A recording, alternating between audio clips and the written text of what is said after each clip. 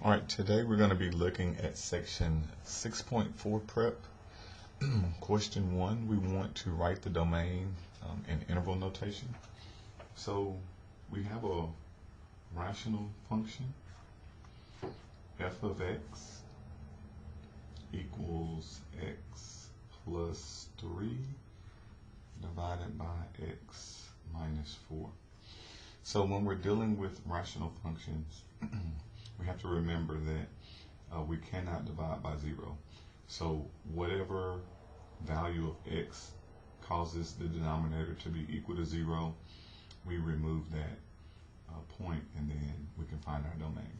So anytime you have a rational function, which just says you got a fraction, we're going to start our domain D and whatever's on the bottom, x minus 4.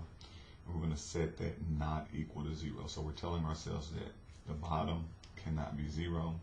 And then we're going to solve for x and find out what that is. Add 4. And we get that the domain x cannot be equal to positive 4. So what that means, because we want to write this in interval notation, if I was to do a number line, this helps me see it.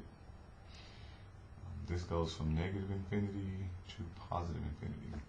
However, this number 4, we would remove it. So there would be like a hole here at 4. We cannot use 4. So this breaks your number line into two sections, from negative infinity to positive 4, and then the other side of positive 4 to positive infinity. So this would be your domain, just removing the point 4. Sometimes they might separate this with a comma. Sometimes they'll use the union symbol and connect these two pieces. But we would only remove 4.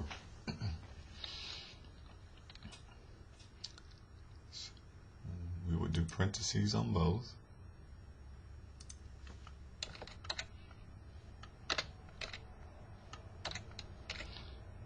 I guess we'll separate with a comma. We don't have the union symbol there.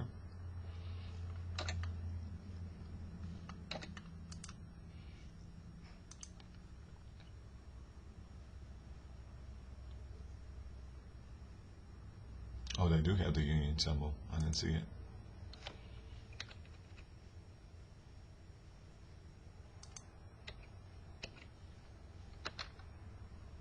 Oh, I didn't mean the arrow over there. Union. There we go.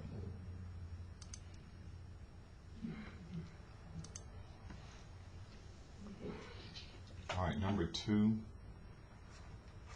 Same type of problem. We're going to write the domain in interval notation.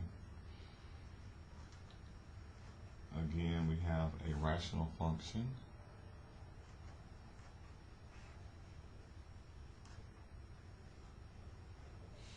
And we're going to start with domain, whatever's on the bottom. We're going to set that not equal to 0.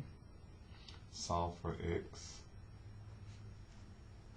Still treat that like an equal sign, just add 15 to both sides, and we get our domain as x cannot be equal to positive 15. So again, number line. This goes negative infinity to positive infinity. This time we're going to be removing the point 15. 15 is going to cause us to divide by 0. So again, interval notation, this is going from negative infinity up to 15, and then 15 to positive infinity.